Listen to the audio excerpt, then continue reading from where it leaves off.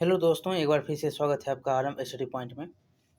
आज हम जो है मुग़ल साम्राज्य का दूसरा पार्ट करेंगे, जो कि बहुत कुछ छूट गया था।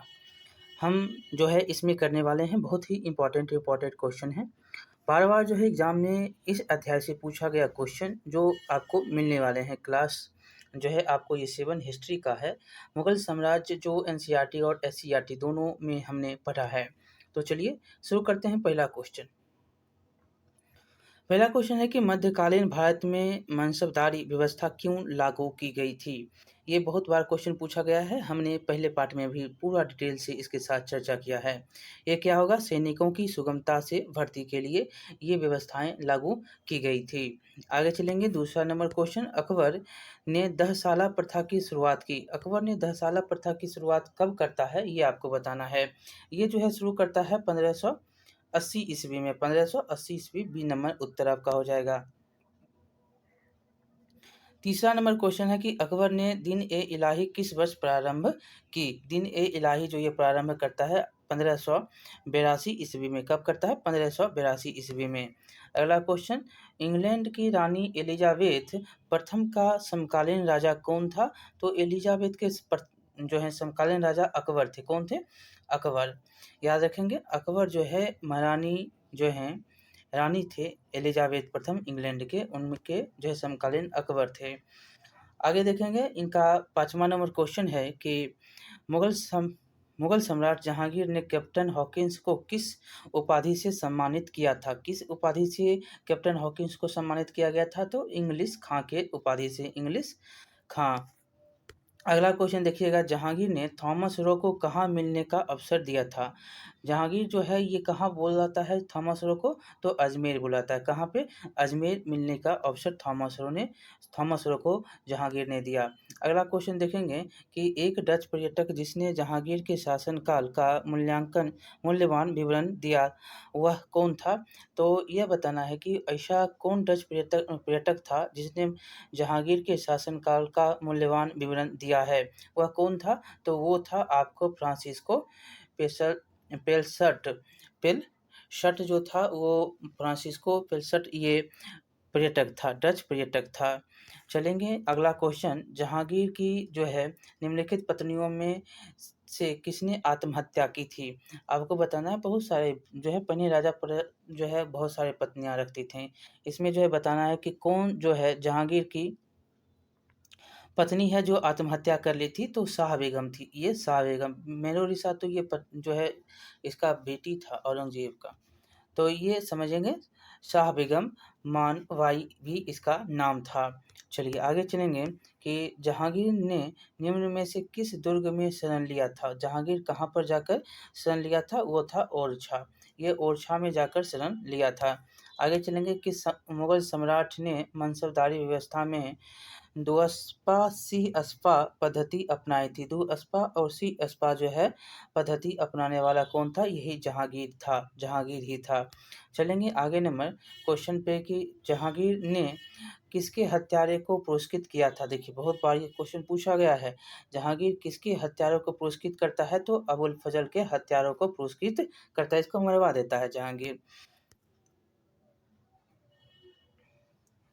चलिए आगे चलेंगे कि निम्न में से कौन-सा एक जहांगीर का पुत्र है? कौन-सा पुत्र था? तो यहाँ पर जहांगीर का पुत्र दारा सिकों तो होगा ही नहीं।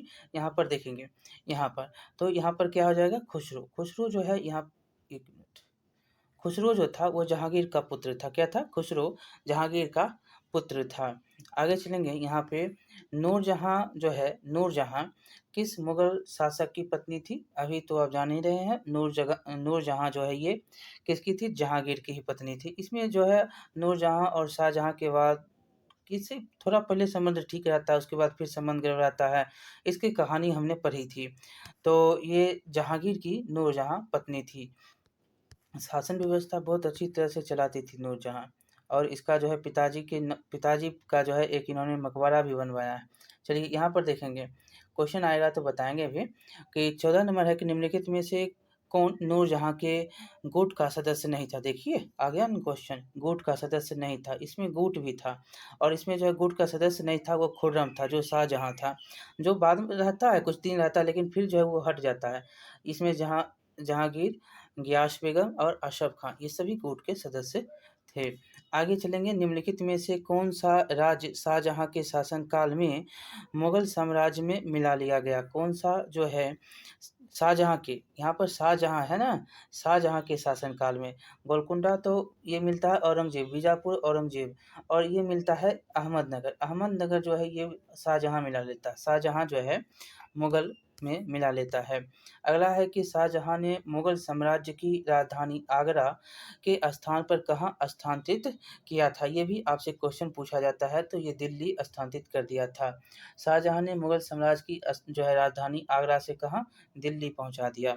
आगे चलेंगे, अगला नंबर, किस मुगल बादशाह ने इलाही सम्मत की शुरुआत हिजरी सम्मत चलाया? मतलब कि कौन सा बादशाह था, मुगल बादशाह, जिसने इलाही सम्मत के स्थान पर हिजरी सम्मत चलाया था? ये आपको क्वेश्चन पूछा गया है, कौन था? तो ये था शाहजहां। शाहजहां के बारे में अब पढ़ रहे हैं हम लाइन बाय लाइन चल रहे हैं। अकबर पढ़ लिए, जहांगीर पढ़ लिए, अब शाहजहां पढ़ रहे हैं, उसके बाद औरंगजेब को भी पढ़ेंगे। तो ये समझ रहे हैं ना आप? तो ये शाहजहां ही था। चलिए आगे चलेंगे, यहाँ पर शाहजहां ने किस वर्ष दक्षिण भारत पर अहमदनगर पर आक्रमण किया? देख लिए, तो दो बार जो है क्वेश्चन आपके समक्ष है। कब किया था? तो यहाँ पर ऑप्शन में आपको मिलेगा जो ये ईस्वी होगा, तो ईस्वी जो है 1633 ईस्वी में, 1633 ईस्वी में जो है ये शाहजहां दक्षिण भारत के अहमदनगर पर आक्रमण किया था। आगे चलेंगे, यहाँ पर ईरान के शासन और मुगल शासकों के बीच झगड़े की जड़ क्या थी? ईरान के शासक और मुगल शासक के झगड़े के बीच का जो कारण था वो था कांधार। क्या था? कांधार था। जैसे कन्नौज का था ना त्रिपक्षीय युद्ध जो होता था, उसी प्रकार ये कंधार भी था। चलिए आगे चलेंगे, 20वां नंबर क्वेश्चन है कि डैश को उसकी शेष जिंदगी के लिए औरंगजेब ने कैद कर दिया? कौन था व्यक्ति? तो ये व्यक्ति तो उसका पिता ही था भाई, ये शाहजहां था। कौन था? तो उसकी ज़िंदगी औरंगजेब ने क्या किया? कैद में कर दिया था, आगरा के किले में रखा। अगला क्वेश्चन देखिएगा, लिखा गया है कि अधोलिखित में कौन एक दाराशिकों की रचना है? बहुत ही जो है यह पढ़ा लिखा व्यक्ति था, साहित्यिक व्यक्ति था। इसको मार दिया औरंगजेब ने, और शाहजहां चाह रहा था कि यही राजा बने, लेकिन नहीं बन पाता। ये आपका इसका ये बहरीन जो है मज मजमूल बहरीन के नाम से इसका जो है ये रचना है। आगे चलेंगे, शाहजहां ने दारा सिकों को कौन सी उपाधि दी थी? शाहजहां जो है उसका पिताजी है, और कौन सा उपाधि देता है? शाह बुलंद इकबाल की उपाधि, शाह बुलंद इकबाल की उपाधि दारा सिकों को शाहजहां ने दिया था। आगे चलेंगे, दारा सिकों को किस स्थान पर दफनाया गया? ये भी क्वेश्चन आपसे बार बार पूछा जाता है। दारा सिकों को कहाँ पर दफनाया गया था? दिल्ली में। दिल्ली में जो है इसको दफनाया गया। आगे चलेंगे, अगला नंबर क्वेश्चन, हिंदू धर्म ग्रंथ का अध्ययन जो है करने वाला मुसलमान कौन था? यही दारा सिको ही था। ये जो है दारा सिको हिंदू धर्म ग्रंथ के जो है अध्ययन करने वाला मुसलमान था, पहला मुसलमान था दारा सिको। आगे चलेंगे, निम्नलिखित में से किस मुगल बादशाह को 2 बार राज्याभिषेक हुआ? तो ये तो औरंगजेब था। औरंगजेब जो है ये 2 बार इसको राज्याभिषेक होता है। आगे चलेंगे, मुगल राजकुमार जिसने श्रीनगर गढ़वाल में आश्रय लिया था, आप बताइएगा वो कौन मुगल राजकुमार था जिसने श्रीनगर गढ़वाल में आश्रय लिया? वो था सुलेमान सिको। सुलेमान सिको के नाम से जाने जाने वाला ये राजकुमार था। आगे चलेंगे, निम्नलिखित में से कौन सम्राट औरंगजेब की पुत्री, मतलब निम्नलिखित में से कौन सम्राट औरंगजेब की पुत्री थी? तो ये तो आपको बता ही दिए थे, मेहरुनिसा थे। मेहरुनी मेहरुनिसा। चलिए आगे चलेंगे, यहाँ पर अगला क्वेश्चन है, औरंगजेब ने किसको साहिबात उल जमानी की उपाधि दी थी? तो ये था यहाँ पर याद रखेंगे, ये साहिबात उल जमानी की उपाधि जो लेने वाले थे वो जहाँ आरा थे, जहाँ आरा। सी नंबर आपका उत्तर हो जाएगा। अगला क्वेश्चन, किस मुगल सेनापति के साथ शिवाजी ने 1665 ईस्वी में पुरंदर पुरंदर की संधि की थी? ये आपको याद रखना है, किसके साथ मुगल जो है सेनापति के साथ, किस मुगल सेनापति के साथ शिवाजी ने पुरंदर की संधि किया था? तो ये था जय सिंह। जय सिंह जो था ये मुगल सेनापति था, इसके साथ जो है पुरंदर की संधि 1665 में होती है। अगला क्वेश्चन है, निम्नलिखित में से कौन सा संत मुगल शासक औरंगजेब के समकालीन था? यहाँ पर संत का नाम बताना है, कौन वो संत था? ये था रामदास। रामदास, रामदास संत है। आगे चलेंगे, किस मुगल बादशाह ने अकबर की राजपूत नीति को परिवर्तित किया? किन मुगल बादशाह ने अकबर की राजपूत जो है नीति को परिवर्तित कर दिया था? तो ये था औरंगजेब ही। ये कौन था? औरंगजेब ही था। आगे चलेंगे, अगला क्वेश्चन है, निम्नलिखित में से कौन जिंदा पीर के नाम से भी जाना जाता है? कौन सा जिंदा पीर के नाम से जाना है? वही औरंगजेब। औरंगजेब को जिंदा पीर के नाम से भी जानते हैं। अगला क्वेश्चन है, मुगल काल में जनपद मतलब जिला का क्या कहलाता था? जनपद जो है क्या कहलाता था? आपको ये बताना है। ये जो कहलाता था सरकार कहलाता था। हमने पढ़ा था कि सरकार, सूबा, इका ऐसे करके था, इकता और ये सारे जो हैं आपको याद होने चाहिए। ये क्या हो जाएंगे? सरकार कहलाते थे। जो जनपद होता था वो सरकार कहलाता था। एससीईआरटी बुक आप अच्छे से पढ़िएगा, उसमें हमने बहुत ही अच्छे से डिस्कस किया है इसके बारे में। यहाँ पर है कि सम्राट द्वारा नियुक्त परंतु सीधे राज्य से वेतन पाने के स्थान पर मनसबदारों से वेतन पाने वाले सैनिक क्या कहलाते थे? जो मनसबदार से वेतन पाता था सैनिक, वो कहलाता था, यहाँ पर देखेंगे तो दाखिल कहलाता था। क्या कहलाता था? वो दाखिल कहलाता था। अगला क्वेश्चन है, मध्यकालीन भारत के ऐतिहासिक स्रोतों में चकला शब्द का प्रयोग है। क्या है? चकला शब्द का प्रयोग यह क्या है? तो यह जो है आपको है, यहाँ पर देखेंगे ऑप्शन का आंसर जो होगा, सूबा और परगना के बीच के क्षेत्रीय इकाई था, लेकिन सरकार के समानार्थी ये नहीं था।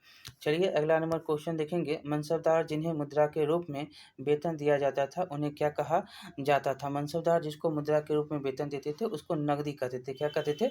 नकदी। अभी भी कहते हैं नकदी हमको दे दो। चलिए आगे देखेंगे कि मुगल कालीन भारत में राज्य की आय का प्रमुख स्रोत क्या था? आय की जो है प्रमुख स्रोत आपसे पूछा जा रहा है, आय का प्रमुख स्रोत क्या था? तो ये था आपको भू राजस्व। क्या था? भू राजस्व था, कर नहीं, भू राजस्व। अगला नंबर क्वेश्चन देखिएगा कि मुगल मनसब प्रणाली मतलब प्रथा के बारे में निम्नलिखित में से कौन सा कथन सही है? तो ऊपर में हमने इसके बारे में बहुत ही अच्छे पहले पार्ट में अध्ययन किया है, और यहाँ पर एकमात्र जो है कुछ शब्द भी सिर्फ चेंज हैं, और के साथ ही साथ जो है सभी के सभी आंसर वही हैं।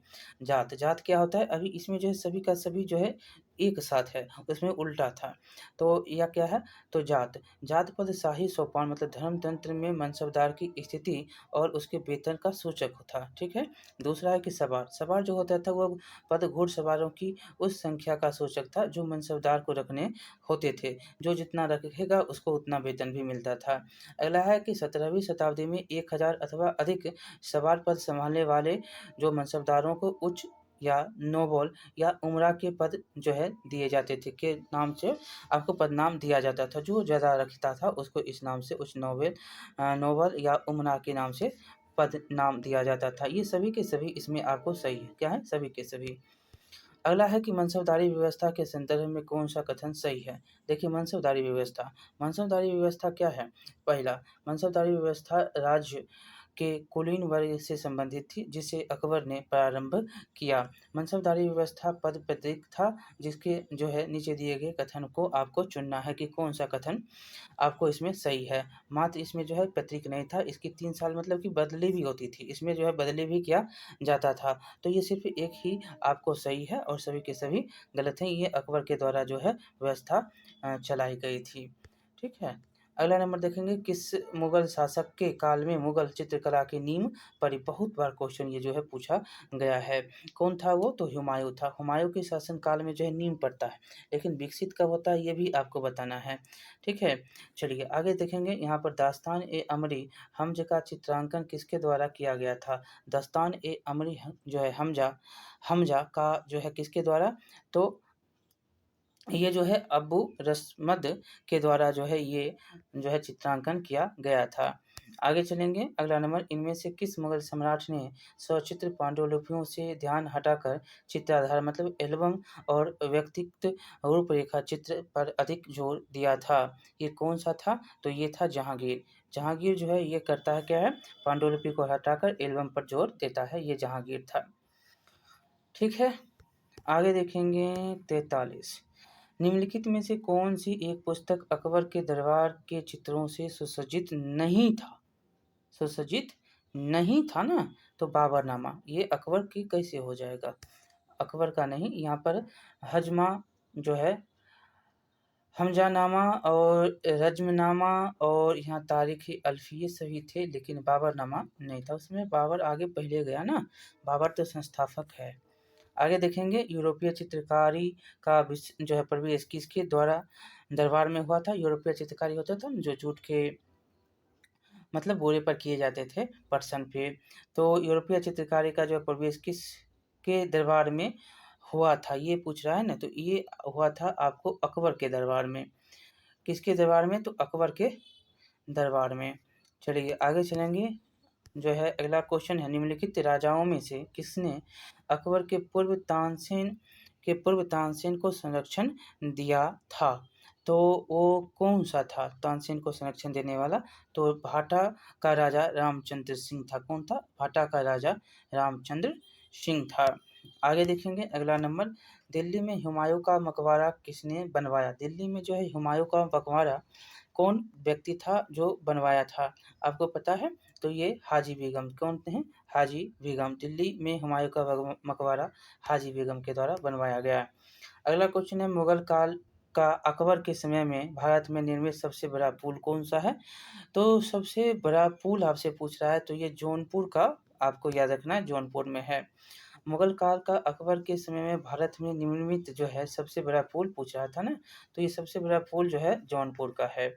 चलिए आगे देखेंगे, अगला क्वेश्चन यहाँ पर है कि यह कथन किसका है कि अकबर के शासन में इलाहाबाद में 40 जो है स्तंभ युक्त मंजिल का निर्माण में 5,000 से 20,000 लोगों ने 40 साल तक काम किया था। ये किसका कथन है? तो ये कथन जो है आप देखेंगे तो ये विलियम फिंच का कथन है। किसका? विलियम फिंच का कथन है।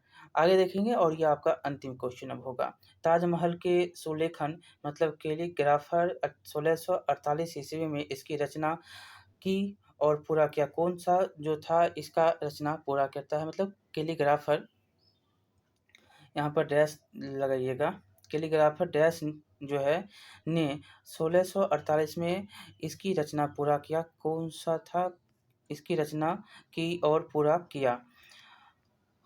यहाँ पर देखेंगे तो कौन था? ये था, आपको देखेंगे तो यहाँ पर ये सी होता, तो ये सी जो है अमानत खान सिराजी था। ताजमहल के सुलेखन जो कैलीग्राफर डैश ने जो है 1648 ईस्वी में इसकी रचना की और पूरा किया। तो ये अमानत खान सिराजी की रचना को इसने पूरा कर दिया था। ठीक है, तो इस प्रकार से आपका जो है चैप्टर समाप्त होता है। अब जो है अगला चैप्टर हम पढ़ेंगे और जल्द ही जल्द जो है सारे के सारे अब एमसीक्यू होंगे। ठीक है, मिलिए अगले चैप्टर में। बहुत बहुत धन्यवाद। लाइक करिएगा, शेयर करिएगा, सब्सक्राइब करना नहीं भूलिएगा।